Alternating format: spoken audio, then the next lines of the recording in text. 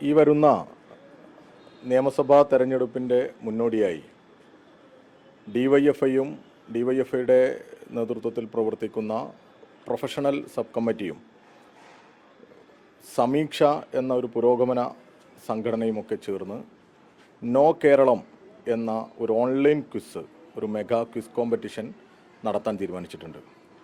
അതുകൊണ്ട് ഞങ്ങൾ ഉദ്ദേശിക്കുന്നത് കേരളത്തെ കഴിഞ്ഞ 10 വർഷക്കാലയളവിൽ കേരളത്തിൽ നടന്ന വികസന പ്രവർത്തനത്തെ നാടിന്, പ്രത്യേകിച്ച് യുവജനങ്ങൾക്ക് അറിയാനുള്ള ഒരു അവസരം എന്നുള്ള നിലക്കാണ് നമ്മൾ ഈ ക്വിസ് കോമ്പറ്റീഷൻ നടത്തുന്നത്. ഓൺലൈൻ ക്വിസ് ആയതുകൊണ്ട് തന്നെ ലോകത്തെവിടെയുമുള്ള മലയാളികൾക്ക് ഈ ക്വിസ് കോമ്പറ്റീഷനിൽ പങ്കെടുക്കാം. അവർക്കെല്ലാം ഈ നാട്ടിലുണ്ടായ പുരോഗതിയെക്കുറിച്ച്, നാട്ടിലുണ്ടായ മുന്നേറ്റത്തെക്കുറിച്ചൊക്കെ വളരെ കൃത്യമായി മനസ്സിലാക്കാൻ ഈ ക്വിസ് കോമ്പറ്റീഷനിലൂടെ സാധിക്കും എന്നാണ് നമ്മൾ പ്രതീക്ഷിക്കുന്നത്.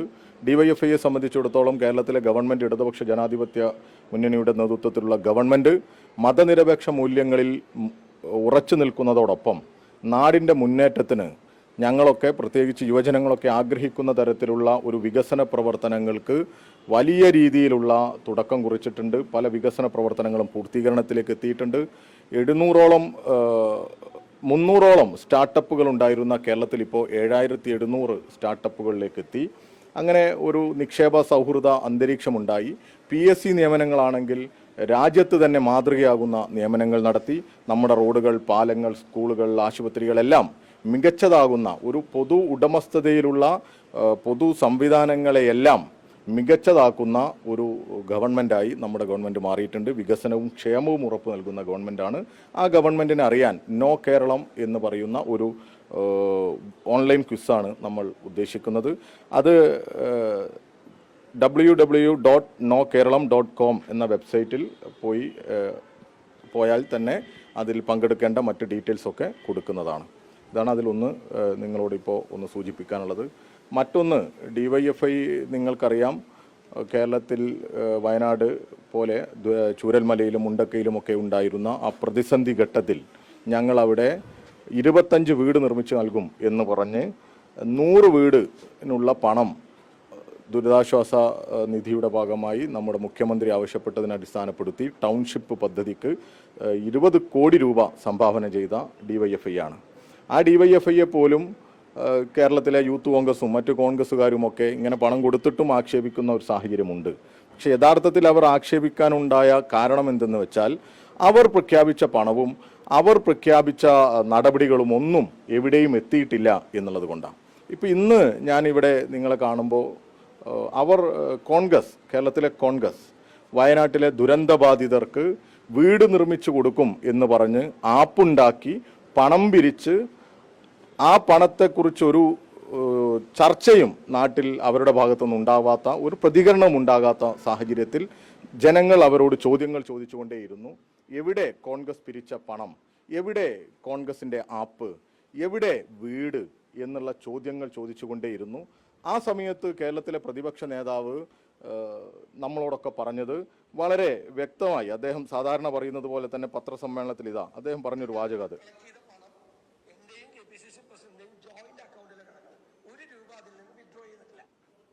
കേട്ട് കാണും.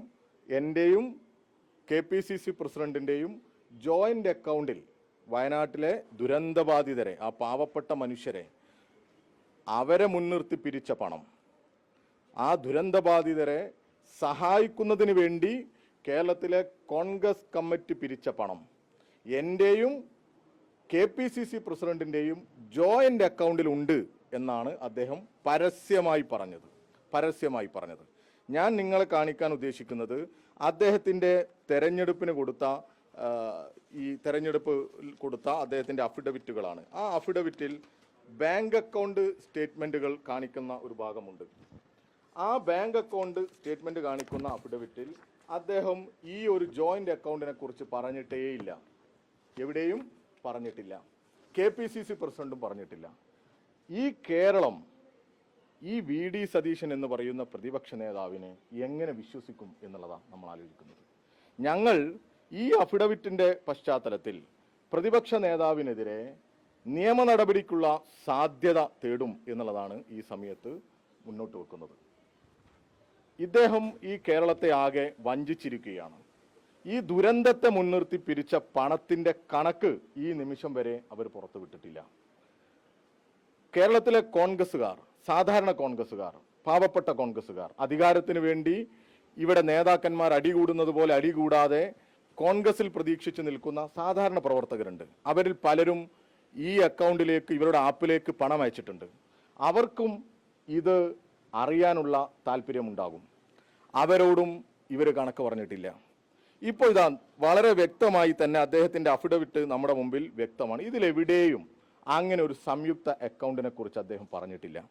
നിങ്ങൾ മാധ്യമപ്രവർത്തകർ അദ്ദേഹത്തോട് തീർച്ചയായിട്ടും ചോദിക്കണം, അന്ന് അദ്ദേഹം പറഞ്ഞ സംയുക്ത അക്കൗണ്ടിൻ്റെ ഡീറ്റെയിൽസ് എന്തുകൊണ്ട് നിങ്ങൾ തെരഞ്ഞെടുപ്പ് കമ്മീഷന് മുമ്പ് കൊടുത്ത കണക്കിൽ ഇല്ല എന്നുള്ളത്. ഇനി കൊടുക്കാൻ വിട്ടതാണോ, മറ്റെന്തെങ്കിലും മാർഗമുണ്ടോ, നമ്മൾ തെരഞ്ഞപ്പോൾ കാണാത്തതാണോ? അദ്ദേഹം പറയട്ടെ. ഈ പണത്തിൻ്റെ കണക്ക് പറയട്ടെ. ഈ നിമിഷം വരെ പറഞ്ഞിട്ടില്ല. ഇന്നേക്ക് 30 ദിവസം കഴിഞ്ഞു അവർ തറക്കല്ലിട്ട് പോയിട്ട്. വയനാട്ടിലെ ദുരന്തബാധിതർക്ക് വീട് നിർമ്മിച്ചു കൊടുക്കുമെന്ന് പറഞ്ഞ് അവരുടെ അഖിലേന്ത്യാ നേതാക്കന്മാരെ, രാഹുൽ ഗാന്ധിയെ, പ്രിയങ്ക ഗാന്ധിയൊക്കെ കൊണ്ടുവന്ന് കേരളത്തിൻ്റെ മുമ്പിൽ വലിയ നാടകം കളിച്ചു. അങ്ങനെ നാടകം കളിച്ച് തറക്കല്ലിട്ട് പോയി. ഒരു നാണവുമില്ല. ഈ നിമിഷം വരെ ആ തറക്കല്ലിട്ട കല്ല് പോലും എവിടെ എന്ന് അന്വേഷിക്കാൻ ഒരു കോൺഗ്രസ്സുകാരും അവിടേക്ക് ചെന്നിട്ടില്ല. എന്താണോ ഇവർക്ക് ഈ സമൂഹത്തോട് പറയാനുള്ളത്? നിങ്ങളിപ്പോൾ ഇങ്ങനെ കടന്നു വരുന്ന വഴികളിലെല്ലാം അവരിപ്പോൾ ഇടതുപക്ഷത്തിൻ്റെ PR വർക്ക് എന്നാണല്ലോ പറയുന്നത്. എല്ലായിടത്തും ഇപ്പോൾ തൊട്ടടുത്ത് ഒരു ബോർഡ് വെച്ചിട്ടുണ്ട്. വലിയ ഓർഡിങ്സാണ്, UDFൻ്റെ ഓർഡിങ്സാണ്. അതിൽ നിരവധി വാഗ്ദാനങ്ങൾ പറയുന്നുണ്ട്. ചെറുപ്പക്കാർക്ക്, വിദ്യാർത്ഥികൾക്ക് 1000 രൂപയുടെ സ്കോളർഷിപ്പ് കൊടുക്കുന്നൊക്കെ എഴുതി വെച്ചത്. നിലവിൽ കണക്ട് വർക്കിലൂടെ 1000 രൂപയുടെ സ്കോളർഷിപ്പ് കൊടുക്കുന്ന സർക്കാരാണ് കേരളത്തിലുള്ളത്. എന്നാൽ ഇവർ പ്രഖ്യാപിക്കുക വേറെയും കുറേ പ്രഖ്യാപനങ്ങൾ. സ്ത്രീകൾക്ക് KSRTCയിൽ സൗജന്യ യാത്ര എന്നൊക്കെ പറഞ്ഞ് വലിയ വലിയ പ്രഖ്യാപനങ്ങൾ ബോർഡിൽ വെക്കുക. ഇങ്ങനെ പ്രഖ്യാപിക്കുന്ന ഇവർ ഈ ദുരന്തബാധിതരെ മുൻനിർത്തി പണം പിരിച്ചിട്ട് ആ പണം എത്രയാണുള്ളത്, ആ പിരിച്ച പണവുമായി ബന്ധപ്പെട്ടുള്ള കണക്കുകളോ, പിരിച്ചതിൻ്റെ ഭാഗമായി അവർ വീട് നിർമ്മിക്കുന്നതുമായി ബന്ധപ്പെട്ട കാര്യങ്ങളോ ഒന്നും പറയാതെ വാഗ്ദാനങ്ങൾ നൽകി ജനങ്ങളെ വഞ്ചിച്ചവർ എങ്ങനെയാണ് ഈ തെരഞ്ഞെടുപ്പിനെ മുൻനിർത്തി പുതിയ വാഗ്ദാനങ്ങൾ കൊടുക്കുക? അങ്ങനെ കൊടുക്കാൻ പറ്റുമോ? ആ വാഗ്ദാനത്തെ ഈ ജനം വിശ്വസിക്കുമോ? അപ്പോൾ ഈ കള്ളന്മാരെ, ഈ കാട്ടുകൊള്ളക്ക് ദുരന്തത്തെ പോലും സുവർണാവസരമായി കണ്ട് പണം പിരിച്ച് മുക്കിയവരെ ഈ ജനം വിലയിരുത്തണം എന്നാണ് ഞങ്ങൾക്ക് പറയാനുള്ളത്. വയനാട്ടിൽ സപ്താർ റിസോർട്ടിൽ വലിയ കോടിക്കണക്കിന് രൂപ ചെലവഴിച്ച് അവർ വലിയ ക്യാമ്പ് നടത്തി പുറത്തിറങ്ങിയപ്പോൾ നിങ്ങളിൽ പലരും അവരോട് ചോദിച്ചു, എന്തായി വീട് നിർമ്മാണം എന്ന്. അന്ന് KC വേണുഗോപാൽ പറഞ്ഞത് ഓർമ്മയുണ്ടാവും നിങ്ങൾക്ക്. എന്താണ്? ഞങ്ങളുടെ കയ്യിൽ പണമില്ല, ഭരണമില്ലാത്തത് കൊണ്ട് ഞങ്ങളുടെ കയ്യിൽ പണമില്ല, അതുകൊണ്ട് ഞങ്ങൾക്ക് വീട് നിർമ്മിക്കാൻ പറ്റുന്നില്ല എന്ന് അവർ അന്ന് പറഞ്ഞിരുന്നത്. പിന്നീട് അവർ കാട്ടിക്കൂട്ടി തറക്കല്ലിട്ടു. ആ തറക്കല്ലിട്ടതിൻ്റെ മുകളിൽ ഒന്നും നടന്നില്ല. ഇപ്പോൾ ഇതാ പുതിയ വാർത്ത വരുന്നു, KC വേണുഗോപാൽ 7 കോടി രൂപ ഹരിയാനയിൽ സീറ്റ് കച്ചവടം നടത്തി വാങ്ങി എന്ന്. ഇങ്ങനെയുള്ള ആരോപണങ്ങളൊക്കെ ഉന്നയിക്കുന്നത് കോൺഗ്രസ്സുകാരാ. മറ്റു സംസ്ഥാനങ്ങളിൽ അഴിമതി നടത്തി പണം പിരിച്ച് പണമുണ്ടാക്കി ഇവിടെയും തെരഞ്ഞെടുപ്പ് പ്രവർത്തനത്തിന് നേതൃത്വം കൊടുക്കുന്നു എന്നുള്ളതാണ് നമ്മൾ മനസ്സിലാക്കുന്നത്. അങ്ങനെ തെരഞ്ഞെടുപ്പും അധികാരവുമെല്ലാം പണമുണ്ടാക്കാനുള്ള മാർഗമാണ് എന്ന് അവർ പറഞ്ഞു വെക്കുന്നുണ്ട് ഒരു ഭാഗത്ത്. മറുഭാഗത്ത് വാഗ്ദാനങ്ങൾ എന്ത് ചെയ്യുന്നില്ല, നടപ്പിലാക്കുന്നില്ല. ഇവരെ എങ്ങനെ ഈ സമൂഹം വിശ്വസിക്കും എന്നുള്ളതാണ്. ഇങ്ങനെയുള്ള ഇവർ ഇതോടൊപ്പം തന്നെ ആവർത്തിച്ച് നുണ പറയുക. ഇങ്ങനെ ആവർത്തിച്ചുള്ള നുണകൾ ജനങ്ങൾ അതൊരു സത്യമാണ് എന്ന് തോന്നുന്ന തരത്തിലേക്ക്, നമുക്ക് നേരത്തെ ആ പ്രയോഗമൊക്കെ നമുക്കറിയാമല്ലോ. അങ്ങനെ ആ നുണകളെ നുണകളെ സത്യമാക്കാൻ പറ്റും എന്നുള്ള അവരുടെ ഒരു പുതിയ തന്ത്രമാണ് ഇവിടെ ഇപ്പോൾ അവർ പറ്റിക്കൊണ്ടിരിക്കുന്നത്. ഞങ്ങൾ ഈ സതീശനെയും കേരളത്തിലെ UDFനെയും ഒക്കെ വിലയിരുത്തുന്നതിന് വേണ്ടി നിരവധിയായ പ്രവർത്തനങ്ങൾ നടത്തുന്നുണ്ട്. സതീശൻ പറഞ്ഞ നുണകൾ ഈ സമൂഹത്തിൽ മത്സരമായി നടത്തിയവരാണ് ഞങ്ങൾ. ചില അക്കൗണ്ടുകൾ തുടങ്ങി ഫേസ്ബുക്കിലൊക്കെ, വസ്തുതകൾ വെച്ചുകൊണ്ടാണ് ഞങ്ങൾ അക്കൗണ്ടുകൾ തുടങ്ങിയത്. ആ അക്കൗണ്ടുകളെ ഓരോ ദിവസവും അദ്ദേഹം പൂട്ടിക്കുക. ഈ കനകലുവും ഇവരുടെ സോഷ്യൽ മീഡിയ സംവിധാനമൊക്കെ ഉപയോഗിച്ച് മെറ്റയ്ക്ക് പരാതി കൊടുത്ത് ഇവരെന്ത് ചെയ്യാണ്, ഇതെല്ലാം പൂട്ടിച്ചുകൊണ്ടേയിരിക്കും. അപ്പോൾ 3 അക്കൗണ്ടുകൾ ഇവർ പൂട്ടിച്ചു. ഞങ്ങൾ അതിലെല്ലാം VD സതീശൻ എന്ന് പറയുന്ന പ്രതിപക്ഷ നേതാവ് പറഞ്ഞ കാര്യങ്ങൾ അതിനെ വസ്തുതാപരമായി തെളിവുകളോടെ ഗണ്ണിച്ചുകൊണ്ട് അതിൻ്റെ അപ്പുറത്തെ ഒരു വശം, അതായത് തെറ്റാണ് ഇദ്ദേഹം പറഞ്ഞത് എന്ന് ബോധ്യപ്പെടുത്തുന്ന പേജുകളാണ് ഞങ്ങൾ തുടങ്ങിയത്. അതെല്ലാം പൂട്ടിക്കുകയാണ്. 3 പേജുകൾ ഇപ്പോൾ പൂട്ടിച്ചു. ഇനിയും ഞങ്ങൾ ആ മാർഗം ഓൺലൈനിലൂടെ തുടരാൻ തന്നെയാണ് ആലോചിക്കുന്നത്. എത്ര പൂട്ടിയാലും തുടർച്ചയായി അദ്ദേഹം ഈ സമൂഹത്തിന് മുമ്പിൽ പറഞ്ഞ നുണകളെ ജനങ്ങൾക്ക് മുമ്പിൽ എത്തിക്കാനുള്ള പരിശ്രമമാണ് ഞങ്ങൾ നടത്തിക്കൊണ്ടിരിക്കുന്നത്. ജനം ഈ തെരഞ്ഞെടുപ്പ് വേളയിൽ ഇവർ പറയുന്ന നുണയെ വിശ്വസിക്കരുത്. ദുരന്തത്തെ മുൻനിർത്തി പോലും പണം പിരിച്ച് മുക്കിയവരാണ് ഇവർ എന്ന് ജനം തിരിച്ചറിയണം എന്നുകൂടി അഭ്യർത്ഥിക്കുകയാണ്.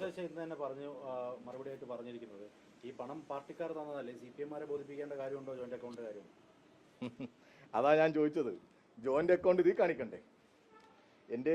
ഞാൻ തെരഞ്ഞെടുപ്പ് മത്സരിക്കുമ്പോൾ എൻ്റെ ഒരു കണക്ക് അക്കൗണ്ട് ഞാൻ ഇതിൽ കാണിക്കണ്ടേ? അതിലുണ്ടോ? ഇതിനേക്കാൾ വലിയ തെളിവ് ഇനി നിങ്ങൾക്ക് എന്താ വേണ്ടത്? ഇത്രയും ജനങ്ങളെ കബളിപ്പിക്കുന്ന, ഇങ്ങനെയൊക്കെ കബളിപ്പിക്കുന്ന ഒരു പ്രതിപക്ഷ നേതാവാണ് കേരളത്തിലുള്ളത്. പദ്ധതിയുമായി ബന്ധപ്പെട്ടിട്ട് വീട് നിർമ്മിക്കുന്നത് അവിടെ ഒരു കല്ല് മാത്രമാണ് ബാക്കി, ഭൂമി തരംമാറ്റം നടന്നില്ല എന്നൊരു ന്യായീകരണമാണെന്ന് വി.ഡി. സതീശൻ പറഞ്ഞത്. അതിനെങ്ങനെയാണ് കാണുന്നത്? അതാ ഞാൻ പറഞ്ഞത്, ഞങ്ങൾ തുടർച്ചയായി ഈ പ്രതിപക്ഷത്തെ ജനങ്ങൾക്ക് മുമ്പിൽ അവതരിപ്പിക്കാൻ പോവാം. പുനർജനിയുടെ പേരിൽ നേരത്തെ ഞങ്ങൾ ആ പുനർജനി മുൻനിർത്തി ഇദ്ദേഹം നടത്തിയ തട്ടിപ്പ് നടത്തിയ വീട് നിർമ്മിച്ചു കൊടുക്കുമെന്ന് പറഞ്ഞ ആ ഭൂപ്രദേശത്ത് മാർച്ച് നടത്തിയവരാ ഞങ്ങൾ.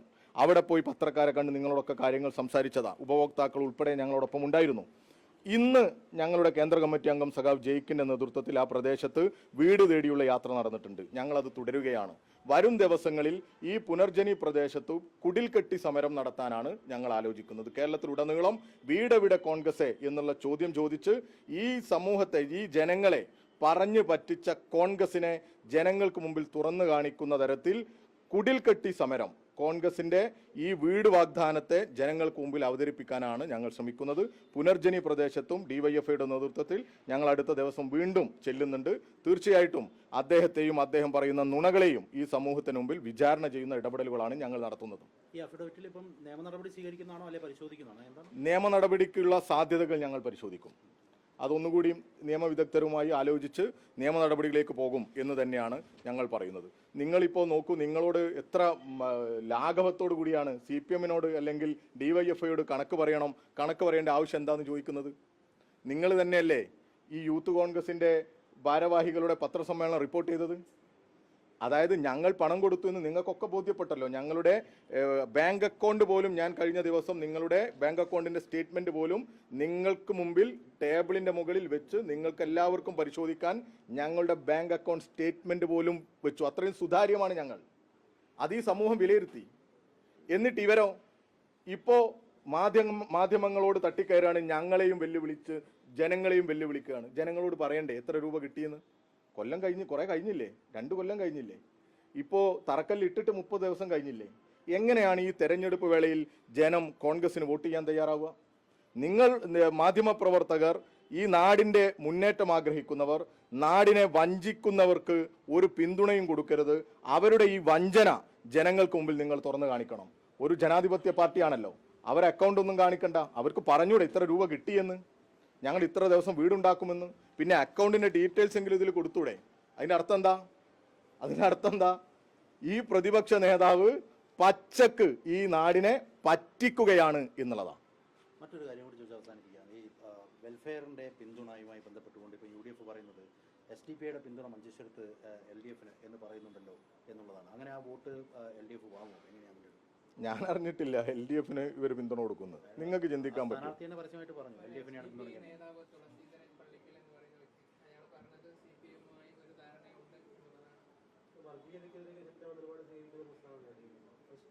ഞങ്ങളെ സംബന്ധിച്ചിടത്തോളം നിങ്ങൾക്കറിയാമല്ലോ, കേരളത്തിലുടനീളം വർഗീയതക്കെതിരെ ശക്തമായ നിലപാട് സ്വീകരിക്കുന്നവരാണ് ഞങ്ങൾ. പ്രത്യേകിച്ച് സംഘപരിവാരത്തിനെതിരെ ഏറ്റവും തുടർച്ചയായി സമരം നടത്തുന്ന സംഘടന DYFI. ഭരണം ഉപയോഗപ്പെടുത്തി നമ്മുടെ രാജ്യത്ത്, നമ്മുടെ നാട്ടിൽ എങ്ങനെ വിഭാഗീയത ഉണ്ടാക്കാം എന്ന് ആലോചിക്കുന്നവരവർ. എന്നാൽ നമ്മുടെ നാട്ടിൽ ഇപ്പോൾ കണ്ടുകൊണ്ടിരിക്കുന്ന ഒരു പ്രവണത എന്താ? ജമാഅത്തെ ഇസ്ലാമിയുടെ നേതൃത്വത്തിൽ ഇടതുപക്ഷം, CPIM, DYFI ഒക്കെ എന്താണ് RSSനെ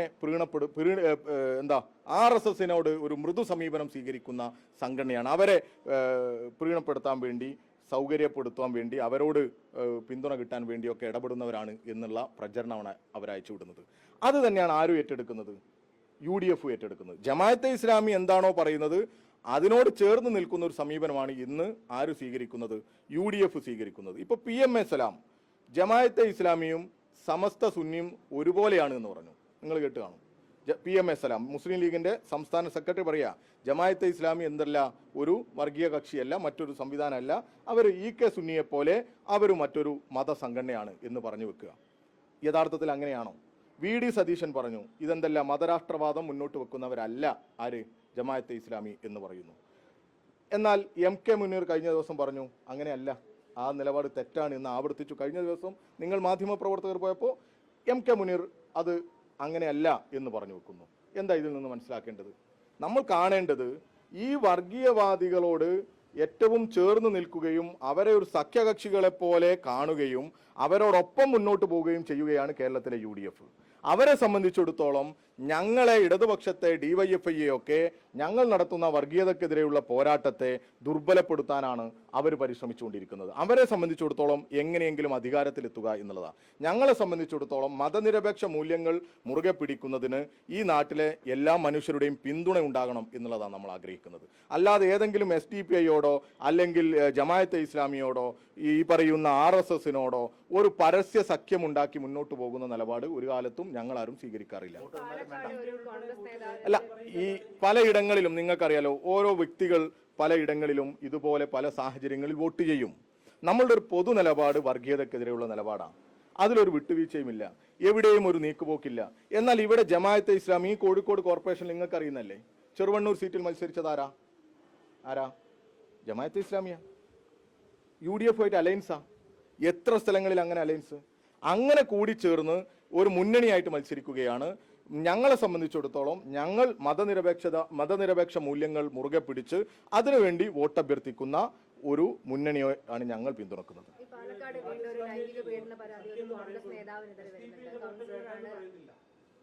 എങ്ങനെ? ഞാൻ പറഞ്ഞല്ലോ, ഒരു വർഗീയവാദികളോടും ഒരു മൃദു സമീപനവും ഞങ്ങൾ സ്വീകരിക്കില്ല. ഈ വോട്ട് വേണം എന്ന് പറയുന്ന ആള് ഞാനല്ലല്ലോ, അതുകൊണ്ടാണ് ഞാനത് പറയാത്തത്. ഞാൻ DYFI-യുടെ ഒരു സംസ്ഥാന പ്രസിഡന്റ് എന്നുള്ള നിലക്ക് പറയാണ്. അത് ആധികാരികമായിട്ട് നിങ്ങൾ പറയാം. കാരണം ഓരോ സ്ഥാനാർത്ഥികൾക്കും വോട്ട് ചെയ്യാൻ ആഗ്രഹിക്കുന്നവരുണ്ടാവും. അവർ വോട്ട് ചെയ്യുകയോ ചെയ്യാതിരിക്കുകയോ ചെയ്യട്ടെ. എന്നാൽ ഞങ്ങൾക്കൊരു ബോധ്യമുണ്ട്, ഇടതുപക്ഷം, കേരളത്തിലെ ഇടതുപക്ഷം, ഇന്ത്യയിലെ ഇടതുപക്ഷം മതനിരപേക്ഷ മൂല്യങ്ങൾ മുറുകെ പിടിക്കുന്നതാണ്. സംഘപരിവാരത്തിനെതിരെ നിരന്തരമായ പോരാട്ടം നടത്തുന്നവരാണ്.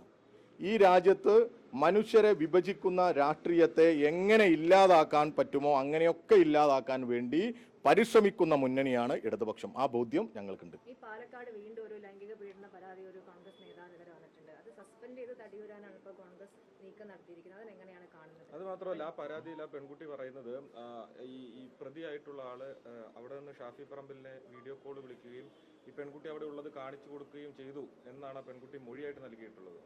ഞാനിപ്പോൾ ഈ തെരഞ്ഞെടുപ്പിൻ്റെ ഈ മുന്നിൽ നിന്നുകൊണ്ട് ഇനിയിപ്പോൾ ഈ ഷാഫിയുടെയും അവിടുത്തെ MLA-യുടെയും ഒക്കെ പേര് പറഞ്ഞാൽ അതും ഈ പറയുന്നത് പോലെ ഈ ചർച്ചയെ വഴിതിരിച്ചു കൊണ്ടുപോകുന്ന രീതിയിലാണ്. യഥാർത്ഥത്തിൽ ആ കുട്ടിക്ക് നീതി കിട്ടണം.